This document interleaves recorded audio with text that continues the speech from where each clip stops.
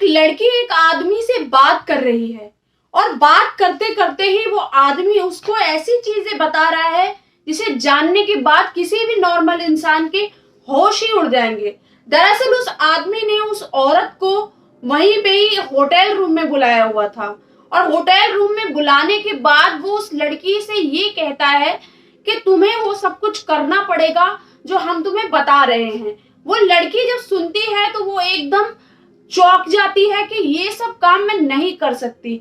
दरअसल वो जो आदमी है वो उस लड़की को ये कह रहा है कि तुम्हें गंदी फिल्मों में काम करना पड़ेगा, लेकिन वो लड़की उसको मना कर रही है। उसके बावजूद भी वो उसे बार बार फोर्स कर रहा है और देखते ही देखते वो लड़की को कुछ ऐसा इंजेक्शन दे देता है जिसके कारण जो लड़की है वो मदहोश हो जाती है और थोड़ा थोड़ा नशे की हालत में हो जाती है।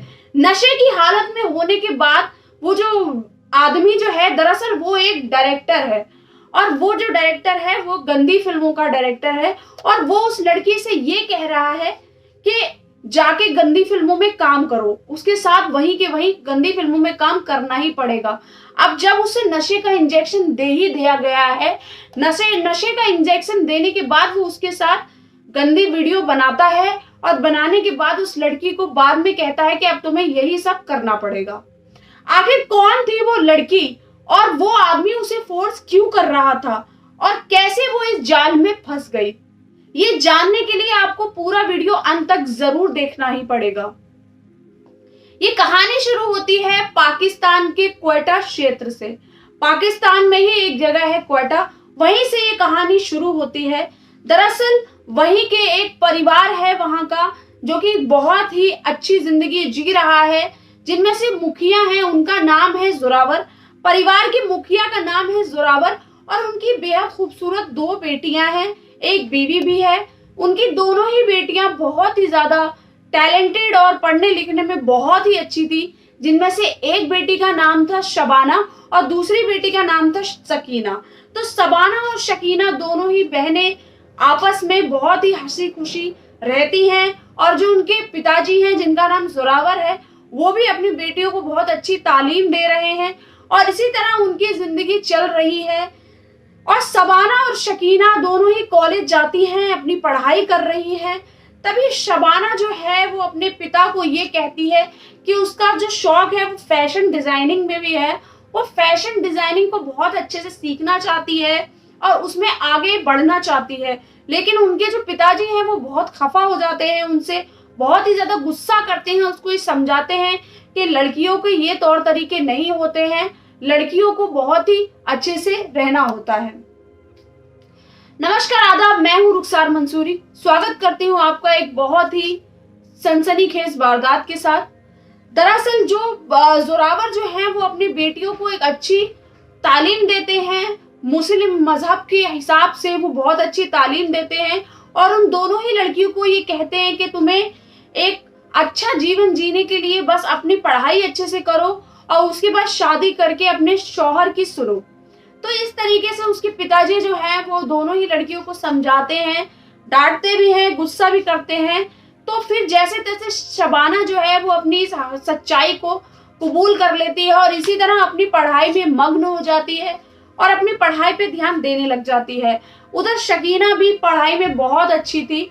शबाना और शकीना दोनों ही उस तरीके से ढल जाती हैं जिस तरीके से उनके माँ बाप उन्हें समझाते हैं कि लड़कियों को किस तरीके से अपनी जिंदगी गुजर बसर करनी होती है। तो इसी तरीके से उनकी जिंदगी गुजर बसर हो ही रही थी कि फिर क्या होता है कि जो शबाना जो है उसका जो है वो ट्रांसफर हो जाता है, दूसरी जगह पर उसको शिफ्ट करना पड़ जाता है। उसकी जो स्टडी होती है अभी वो दूसरे कॉलेज में हो जाती है। अब जो दूसरे कॉलेज में जब वो जाती है, पास आउट वहां से कर लेती है, तो वहां से दूसरे कॉलेज जब जाती है तो नए लोगों से मिलना, नई बातचीत करना, नए नए दोस्त बनाना, तो उसके इसी तरीके से बहुत सारे दोस्त बन जाते हैं। नए दोस्तों से मुलाकात और नए दोस्तों से अच्छी दोस्ती होना, काफी दोस्ती गहरी हो जाती है। अब क्या था कि जो शबाना जो है वो अपनी पढ़ाई कर ही रही है, लेकिन उसके क्लास में एक लड़का होता है। अब जिस लड़के से उसकी मुलाकात हो चुकी है दरअसल वो मंगोलिया का है और उसका नाम सरन है। सरन जो है वो मंगोलिया से बिलोंग करता है और यही उसकी मुलाकात उस लड़की से हो जाती है। अब दोनों ही आपस में अच्छे दोस्त बन जाते हैं। शबाना और सरन बहुत ही अच्छे से एक दूसरे से जान पहचान हो जाती है। अब दोस्ती होने के बाद दोस्ती इतनी गहरी हो जाती है कि उनका आए दिन मिलना जुलना होने लग जाता है। अब कॉलेज में तो वो मिल ही रहे हैं, धीरे धीरे देखते देखते वो बाहर भी मिलने लग जाते हैं, रेस्टोरेंट में मिलते हैं, कैफे में मिलते हैं। अब धीरे धीरे देखते ही देखते उनकी जो दोस्ती है वो प्यार में बदल जाती है, वो प्यार का रूप ले लेती है। अब जब उन दोनों को एक दूसरे से प्यार हो ही जाता है, तब क्या था, तब तो बस फिर उनका एक दूसरे के बिना मन ही नहीं लगता, एक दूसरे के बिना चैन ही नहीं आता। अब इस तरीके से वो हर दिन मिलते हैं, घूमते हैं, कहीं कहीं जाते हैं, कहीं कैफे जाते हैं, कभी कहीं घूमने जा रहे हैं। इसी तरह से उनकी जिंदगी चलने लग जाती है।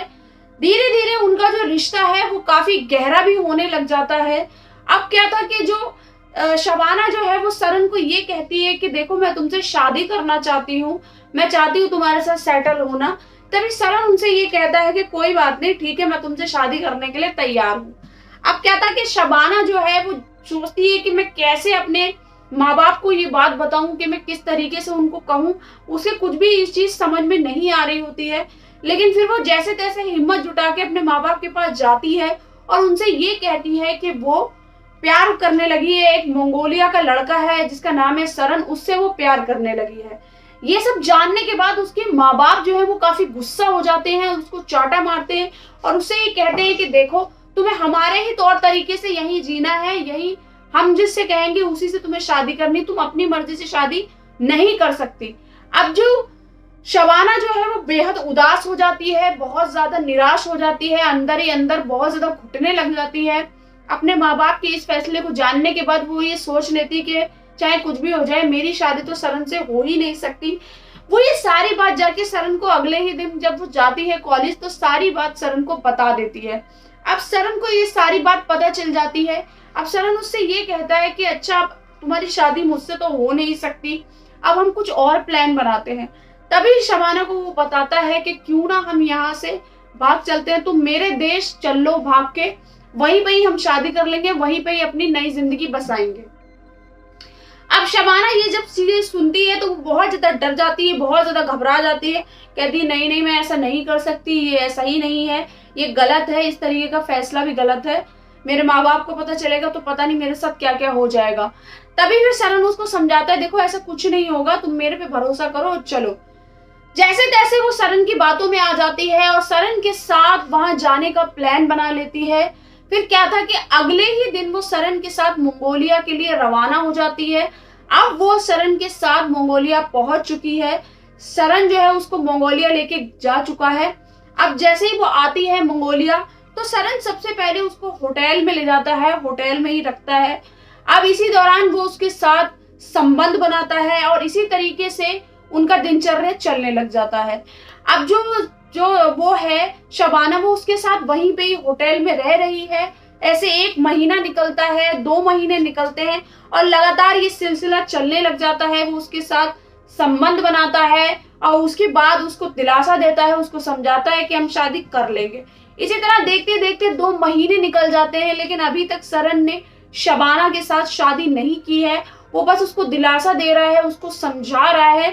तभी क्या होता है कि जो सरन जो है वो शबाना से उब जाता है, बहुत ही ज्यादा बोर हो जाता है, लेकिन वो ये बात नहीं कह सकता शबाना को कैसे वो समझाए इन सब चीजों को। तभी क्या होता है कि उसकी बातचीत तभी चल रही होती है, एक जो गंदी फिल्में बनाने वाला डायरेक्टर होता है उससे उसकी बात चल रही होती है। उसे भी अपनी फिल्मों के लिए, जो गंदी फिल्में वो बनाता है उन फिल्मों के लिए एक लड़की चाहिए होती है, एक नया चेहरा चाहिए होता है। तभी ये जो सरन है वो डायरेक्टर को अपनी जो वो गर्लफ्रेंड है जिसको वो लेके आया हुआ है पाकिस्तान से, उसको बेच देता है डायरेक्टर के हाथों। अब वो उससे पैसे ले लेता है, अच्छी खासी मोटी रकम लेता है और शबाना को उसके हवाले कर देता है। अभी शबाना इस बात से बिल्कुल ही अनजान है, बेखबर है, उसको ऐसा कुछ भी नहीं पता। सरन उसको बेचने के बाद वहां से रफू चक्कर हो जाता है, गायब हो जाता है। लेकिन फिर क्या था कि वो जो डायरेक्टर है वो उसके रूम में आता है और उसे ये बताता है कि तुम्हारा जो बॉयफ्रेंड है वो बेच के तुम्हें जा चुका है। ये सब जानने के बाद शबाना अंदर से एकदम टूट जाती है कि जिसके लिए मैं इतना सब कुछ मैंने किया है, भाग के आई हूँ, उसने मुझे इस तरीके से धोखा दिया, ये वो कभी सोच भी नहीं सकती थी। अब वो बहुत ही ज्यादा डिप्रेशन में आ चुकी है और वो ये काम बिल्कुल भी नहीं करना चाहती है, लेकिन वो जो डायरेक्टर है वो उसे कह रहा है कि देख, मैंने तुझे खरीदा है, तुझे तो ये काम करना ही पड़ेगा, तुझे इस काम को अपनाना ही पड़ेगा। फिर जैसे तैसे वो बहुत ज्यादा रोती है, लेकिन वो डिप्रेशन से बाहर नहीं आ पाती।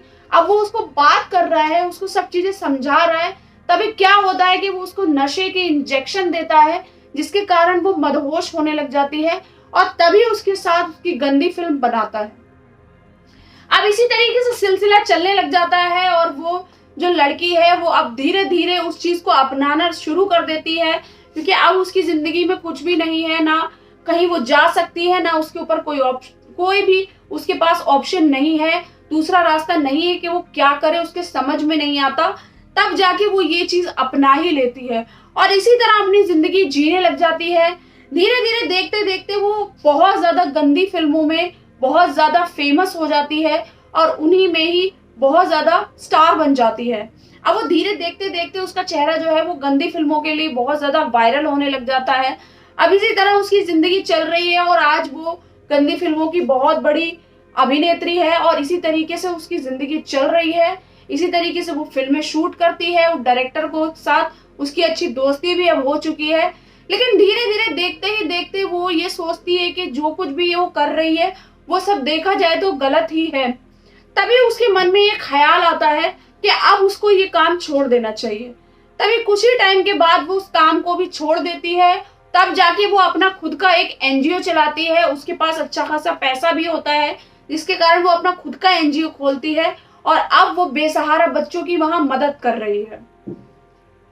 इस तरीके से वो शबाना जो है वो बुरी तरीके से फंस जाती है उस स्कैम में और जैसे तैसे निकलती है, अपने आप को संभालती है और एनजीओ चलाती है। इस कहानी के माध्यम से बस मैं आपको यही बताना चाहती थी कि यदि आप किसी पर भरोसा कर रहे हैं, अगर आप किसी से बहुत ही ज्यादा प्यार करते हैं, तो उसके बारे में सब चीजें जानना बहुत ही जरूरी है कि उसका बैकग्राउंड क्या है, उसका परिवार क्या है, वो कहाँ रहता है, उसके बारे में सब कुछ जानना जरूरी है। सावधान रहें, सतर्क रहें और अपना ध्यान रखें। जय हिंद, जय भारत।